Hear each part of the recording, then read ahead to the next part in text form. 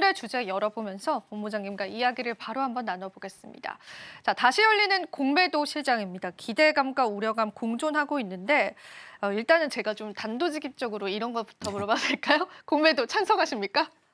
어, 굉장히 좀 어려운 질문인데 네. 저는 사실 개인적으로는 공매도를 하는 게 맞다고 봐요. 맞다고 저는 보십니까? 개인적으로. 네. 왜냐하면은 이번에 지금 최장 기간이었잖아요. 1년 맞아요. 4개월 동안 네. 공매도가 금지됐던 이게 이제 물론 개인 투자자분들 입장에서 바라볼 때는 공매도가 상당히 안 좋은 제도로 볼 수밖에 없어요. 왜냐하면 또 내가 투자한 종목에 대한 부분들이 공매도를 맞아요. 또 내가 손실이 될 수도 있고. 그러니까 이런 걱정들, 뭐 이런 부분들 때문에 잘 가던 뭐 종목들을 다시 끌어내린다라는 인식들이 너무 강하다 보니까 결국 공매도라는 이 하나의 좀 상품에 대한 부분들이 부정적이다라고 이야기를 하는데 아마 이번 1년 4개월 동안 좀 충분히 느끼지 않았을까 생각이 들어요. 가는 종목들만 가잖아요. 그러니까 이게 제한적인 수급이 계속 유지가 될 수밖에 없습니다. 그러니까 결국에는 공매도가 금지가 돼 있으면은 외국인 투자자분들 입장에서는 투자 매력도가 떨어질 수밖에 없어요. 그러네요. 네. 그러면 결국 국내에서의 자금 싸움밖에 되지가 않는 거죠. 실질적으로. 그러면 이게 지금과 같이 버블 효과, 그러니까 어떻게 보면 지금 가는 기업들만 계속해서 갔던 현상들. 그러니까 여러 뭐 이렇게 수많은 종목들이 전체적으로 골고루 분산이 되는 게 아니라 가는 종목들만 그 시장에서 바라보는 거죠, 투자자들이. 그럼 결국 그쪽에 거래 수급이 쏠리면서 내가 혹여라도 그 안에 주도 종목을 못 잡았다 하게 되면은 소외되는 현상들도 굉장히 많이 겪었지 않을까. 그렇게 생각을 좀 많이 하고 있습니다. 이게 공매도를 재개를 함으로써 순환매를 돌아주는 성격들도 굉장히 좀 많아요. 근데 이게 공매도가 단순히 나쁘다라고만 볼 수가 없는 부분들이 물론 이제 가격에 대한 부분들 거품이 껴있기 때문에 그걸 내리기 위해서 공매도를 친다. 근데 이게 반대로 공매도를 치고 나서 어차피 커버링 매수세가 또 들어옵니다. 아래쪽에서. 커버링 매수세가 또 다시 들어오기 때문에 이게 어떻게 보면은 이 뭐 예를 들어서 삼성전자가 너무 잘 갔어요. 뭐 9만 원, 10만 원 갑니다. 갔는데 내가 못 잡았어요, 아래에서. 근데 이게 공매도가 재개가 되면서 공매도 쪽에 삼성전자가 들어와 주면서 가격이 떨어진다. 근데 기회를 업황은 주네요. 너무 좋은데 그러면 그게 또 반대로 못 잡은 사람들한테 기회를 주는 거예요. 쉽게 말하면. 그러니까 결국엔 이게 내가 저 종목이 너무 좋아서 사고 싶은데 가격이 안 떨어지는 거죠. 공매도가 금지가 되어 있으면은. 그러니까 이런 부분들이 어떻게 보면은 전체적인 투자의 원활도를 또 높여주기도 하고요. 외국인 역시도 투자 자금이 들어와 줄 수 있을 만한 매력도가 높을 수밖에 없어요. 이제 물론 이제 공매도가 분명히 재개가 되면은 한 1개월 동안은 증시의 변동성이 좀 커질 겁니다. 증시의 변동성은 분명히 커지긴 하겠지만 이게 데이터적으로 봤을 때 3개월 이후부터는 전반적인 증시의 추세를 무너뜨린다라든지 이런 부분들은 굉장히 좀 제한적인 그런 데이터들이 굉장히 좀 많거든요. 근데 물론 이제 이번에는 1년 4개월 만에 공매도를 재개를 하고 있는 상황이긴 하지만 재개를 앞두고 있는 상황이긴 하지만 지금 어떻게 보면은 공매도 잔고는 일단은 꾸준히 감소를 또 하고 있는 상황입니다. 그렇기 때문에 아마 2021년 공매도 재개 당시 외국인들이 좀 어떻게 보면은 주도를 했었죠. 그 당시에 외국인들이 좀 주도를 했었던 부분들에 공매도 잔고 증가가 한 1년 정도 이어졌었거든요. 근데 아마 올해도 아마 1년 정도는 공매도 잔고가 계속 좀 늘어날 가능성은 높아요. 그러면 결국 이 타겟팅이 누가 되냐가 문제인 거죠. 그 타겟이 누가 되냐 하게 되면은 일단 대표적으로 저도 2차 전지는 들어갈 가능성이 높다고 봅니다. 지금 업황이 일단은 좋지가 않은 상황이죠. 좋지가 않은 상황에서 바닥을 잡는 움직임들이 굉장히 많이 나오잖아요. 최근에 종목들이. 그럼 이거를 결국 더 끌어내리려는 타겟팅이 될 수 있는 그런 좀 위험군에 일단은 들어갈 가능성도 굉장히 좀 높다고 보고 있고요. 로봇도 마찬가지죠. 로봇 사실 뭐 지금 업황 굉장히 좋습니다. 앞으로 업황 굉장히 좋다라는 이야기 많아요. 그럴 수밖에 없는 상황이지만 지금 현 시점에서 투자자 시각으로 바라볼 때는 그래서 로봇이 지금 실적을 내고 있어? 라는 이런 어떻게 보면 외국인 투자자들한테 이런 심리도가 좀 유발이 될 수밖에 없다라는 거죠. 그럼 결국 공매도 타깃이 또 될 수밖에 없는 그런 여건들이 좀 될 수가 있다라고 보고 있고 다만 이게 어떻게 보면은 표면적인 전체적인 면을 봤을 때는 지금 주도 섹터로 자리를 잡고 있는 게 국내 증시에서 AI 섹터가 지금 주도 섹터로 자리 잡고 있죠. 근데 이 AI 섹터의 주도 섹터의 훼손을 시키기에는 다소 좀 무리가 있지 않을까라고 좀 보고 있는 상황이고요. 뭐 결국에는 이제 뭐 공매도로 인해서 증시가 하락을 굉장히 유발을 많이 시킬 것이다. 라고 생각을 하기보다는 통상적으로 이제 글로벌 유동성이나 국내외 좀 경기 리스크 이런 부분들이 오히려 민감성을 더 많이 높입니다. 그렇기 때문에 너무 안 좋은 시각으로만 좀 생각을 하기보다는 오히려 우리 국내 증시에 더욱더 많은 자금들이 유동성을 좀 증가를 시켜주고 오히려 내 종목도 누군가가 또 사줄 수도 있고 이런 좀 좋은 장치들도 있구나라는 점을 좀 고려를 했을 때는 이게 이제 내가 가지고 있는 종목이 공매도 맞으면 너무 그게 싫은 거고요. 반대로 일단 내가 지금 가지고 있는 포트가 너무 안 움직인다 하게 되면은 사실 저는 뭐 공매도 재개 시스템 자체가 너무 나쁘다라는 시각으로만 바라보기에는 너무 좀 아니지 않나 그렇게 좀 생각은 많이 하고 있습니다. 네. 제가 또 굉장히 짓궂은 질문을 드렸는데 그래도 잘 풀어주신 것 같습니다. 사실 공매도 재개가 저희가 이제 이번 주 시장 마무리하고 다음 주 시장 마무리한 다음에 그 월요일부터 시행이 되면서 포트의 변경을 조금씩 여러분들도 하시는 것 같아요. 근데 이게 전반적인 수급 동향으로 보면은 앞서서도 고유린 캐스터가 언급해 주셨는데 공매도 재개됐던 2009년에 외국인 3개월 만에 10조 넘게 순매수 들어오고요. 또 2011년도 재개 후에 같은 기간 동안 또 6조 넘게 들어옵니다. 그만큼 외국인 자금은 들어오는데 종목별 차별화는 당연히 있을 것으로 보여지니까 그 전략들이 좀 중요할 것 같고요.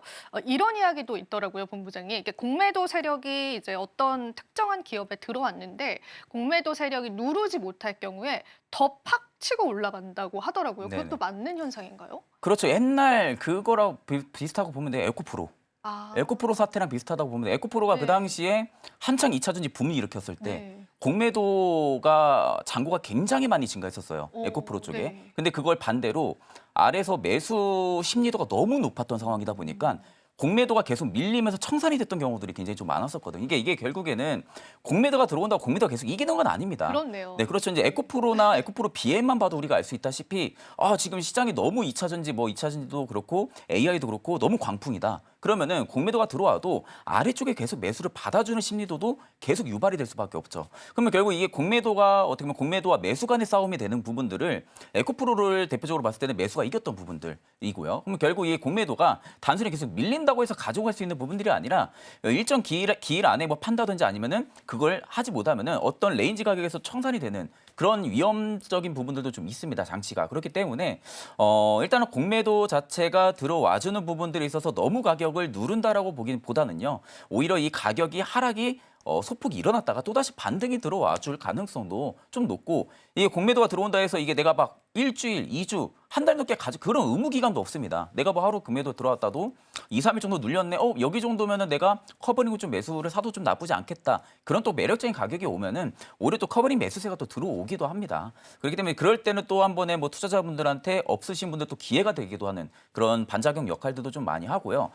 일단 저는 지금 상황에서 딱 보니까 개인 투자자분들도 포트 변경을 좀 하시는 것 같아요. 네. 최근에 좀 수급적인 변화나 놓고 보면은 일단 저는 개인적으로 반도체가 전반적으로 공매도 타깃이 크게는 되진 않을 가능성은 높다고 봐요. 근데 이제 대표적으로 지금 대차장고 거래를 보니까 일단은 두산 에너빌리티에는 일단 좀 타깃이 좀 높은 것 같습니다. 일단 최근 3개월 동안 대차 거래 증감이 굉장히 좀 크게 증가를 한 상황이고요. 그 밑으로 뭐 삼성중공업부터 SK하이닉스까지 지금 줄지어 좀 있는 상황인데 그러니까 대표적으로 지금 SK하이닉스 같은 경우도 실적을 잘 버는 거, 돈 잘 버는 거 누구나 다 알고 있는 사실. 그럼 여기서 눈높이가 많이 높아져 있는데 이걸 계속 SK하이닉스가 따라갈 수 있냐라는 뭐 이런 심리로 공매도가 또 들어올 수도 있는 거고요. 삼성전자도 마찬가지로 지금 HBM 쪽에 대한 부분들은 SK하이닉스 쪽에 이미 밀린 상황이고 최근에 뭐 어떻게 보면 레거시 반도체 쪽이 좀 살아나고 있다라고는 하지만 전반적인 실적을 업황을 돌이키기에는 다소 어렵다라는 그런 판단들이 외국인 자금 쪽에서 또 들어올 가능성이 좀 높고 그렇기 때문에 일단 지금은 딱 그것만 생각하시면 될 것 같아요. 실적 대비 너무 과도하게 오른 종목들 같은 경우 내가 가지고 있다. 그러면은 일단은 포트를 변경하는 게 맞다고 봅니다. 분명히 공매도 1순위 타깃은 그게 될 수밖에 없어요. 실적 대비 너무 많이 올랐을 때, 거품이 너무 많이 껴있을 경우에는 통상적으로 공매도 타깃이 가장 강하게 들어올 수밖에 없습니다. 그래서 제가 에코프로를 대표적으로 좀 말씀을 드렸던 부분들이죠. 에코프로 그 당시 실적이 좋았나요? 아니죠. 아니잖아요. 실적이 안 좋았는데 2차 전지가 너무 광풍이었기 때문에 그 대상으로 매수세가 심리도가 많이 유발을 시켰던 부분들인데 결국 이제 에코프로가 지금과 같은 사태 결국은 실적이 안 나오니까 지금 주가는 많이 무너진 상황이지만 결국 이런 종목들이 공매도 타깃으로 될 가능성이 너무 높다라는 겁니다. 그렇기 때문에 거품이 좀 많이 껴있는 종목들은 일부 이제는 조금 수익 실현을 하시는 그런 투자 전략도 일단은 맞다고 보고 있고요. 그럼 반대로 가치주나 성장주, 그러니까 지금 주도적인 섹터 내에서 실적 대비 못 올라간 종목들 있죠. 혹은 성장 밸류에 지금 속해 있는 기업들 같은 경우는 저는 오히려 공매도 타깃이 된다고 해도 분할 매수로 오히려 아래쪽에서 계속 받아주는 그런 투자 전략도 저는 일단은 유효하다고 보고 있기 때문에 이제는 실적 대비 못 간 기업들이 또 갈 수 있는 그런 시즌이 되지도 않을까 그렇게 생각을 하고 있습니다. 네. 사실 최근에 요즘에 우리 투자자분들 굉장히 똑똑하셔서 실제로 저희가 이제 또 시장을 보면은 포트 정리가 일부는 들어간 모습이 포착이 되고 있습니다.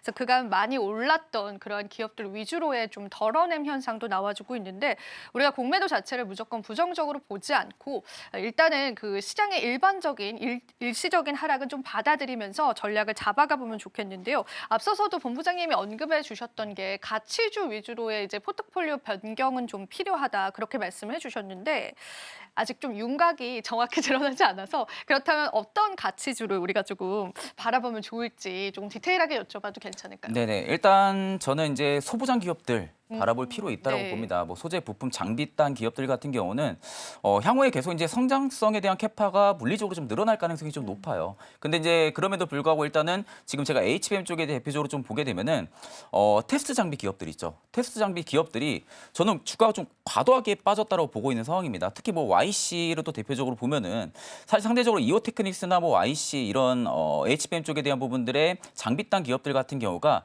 지금 실적이 이제는 앞으로 계속 좋아질 가능성이 너무 높아요. 근데 지금 HBM 쪽은 이미 개화를 했고 실적이 찍히고 있는 상황이잖아요. 그래서 최근에 YC 같은 경우도 뭐 지금 고속 테스트 장비에 대한 부분들이 지금 납품이 되고 있다라는 이슈들도 계속 좀 나와주고 있는 상황입니다. 그러다 보니까 아마 올해 실적이 작년 대비해서 계속 드라마틱하게 좀 좋아질 가능성이 좀 높다라고 하게 되면은 오히려 이런 종목들이 대표적으로 좀 주가의 상승을 좀 유발을 시킬 가능성도 굉장히 좀 높다라고 보고 있는 상황이고요. 그리고 지금 화장품 쪽도 최근에 조정 좀 잘 나왔어요. 화장품 쪽 같은 경우도 최근에 좀 조정이 잘 나온 상황이고 뭐 실리콘2 같은 경우도 마찬가지고요. 대표적으로 지금 화장품주들 같은 경우도 지금 워낙 K뷰티 쪽에 대한 부분들의 인지도는 여전히 높아져 있고 수출도 계속해서 지금 통계가 올라가지고 있는 상황이다 보니까 확실하게 미국이라든지 서방 국가 쪽에 대한 부분들의 수출 파이프라인을 가지고 있는 기업들 같은 경우는 또 투자에 어떻게 보면은 매력도가 좀 높아져 있는 그런 구간까지 와 있기 때문에 좀 이런 기업들을 일단은 조금 가치 있게 좀 바라보셔도 나쁘지 않다고 보고 있습니다. 일단 저희가 소부장 쪽, 화장품 쪽 같이 보면 좋을 것 같은데요. 추가적으로 자동차 쪽도 좀 여쭤보고 싶습니다. 이게 좀 물론 이제 관세 리스크가 있긴 하지만은 이것도 우리가 어느 정도 가치주의 성격으로 볼 만한 것 같아요. 어떻게 네네. 보세요? 자동차 쪽 네. 같은 경우는 관세에 대한 부분들의 영향으로 주가가 많이 빠졌잖아요, 최근에. 주가가 좀 많이 빠졌고. 근데 이게 이제 관세로 계속 주가를 끌어내리기에는 분명히 역부족일 거라고 저는 생각을 합니다. 그렇다고 지금 자동차, 업황, 뭐 지금 전기차 쪽 제외하고는 업황이 아직은 견조한 상황이에요. 전기차 쪽만 여전히 뭐 지금 수요가 좀 감소를 하고 있는 상황인데 워낙 지금 국내 완성차 기업들 놓고 보게 되면은 전기차도 잘 나가고 있는 상황이긴 하지만 내연기관차도 굉장히 잘 나가고 있는 상황이에요. 그러니까 내연기관차 쪽에 대한 부분들의 수요는 오히려 줄어드는 게 아니라 견조하게 좀 유지를 해주고 있는 상황이죠. 근데 이제 결국 이게 관세를 매김으로 인해서 내가 벌어들일 수 있는 수익금에 대한 부분들이 좀 줄어들기 때문에 그 부분들이 지금 일부 주가에 영향을 줬던 거지 이게 상대적으로 관세로 인해서 혹은 자동차 업황도 2차전지랑 비슷하게 오히려 업황 턴이 아니라 계속 내려갈 거다라고 보기에는 너무 제한적이라는 거죠. 그렇기 때문에 실질적으로 일단은 저는 자동차 완성차 업계들 같은 경우도 최근에 조정이 뭐 잘 나온 상황이기 때문에 오히려 충분히 뭐 매력도는 좀 높다고 보고 있는 상황이고요. 자동차 부품단 같은 경우도 저는 일단은 1차 벤더사, 현대나 기아를 끼고 있는 벤더사들 같은 경우는 접근이 충분히 가능하다고 봅니다. 그럼 우리가 여기서 알 수 있는 종목들 하게 되면 대표적으로 성화이텍도 있겠죠. 성화이텍 같은 경우도 현대차랑 기아 쪽에 매출 비중이 거의 80% 이상 나오는 기업이거든요. 그럼 1차 벤더사를 지금 현대와 기아차를 지금 두고 있는 상황 속에서 결국에 어떻게 보면 좀 관세에 대한 거품이 일부 가셔진다라고 하게 되면은 부품단에서도 일단은 벤더사를 확실하게 끼고 있는 기업들이 좀 크게 움직여줄 가능성은 좀 높다라고 보고 있습니다. 그렇기 때문에 부품단에서는 충분히 뭐 관련 기업들을 바라보기보다는 확실하게 벤더사를 끼고 있는 기업들을 바라보는 게 맞다고 보고 있는 상황입니다.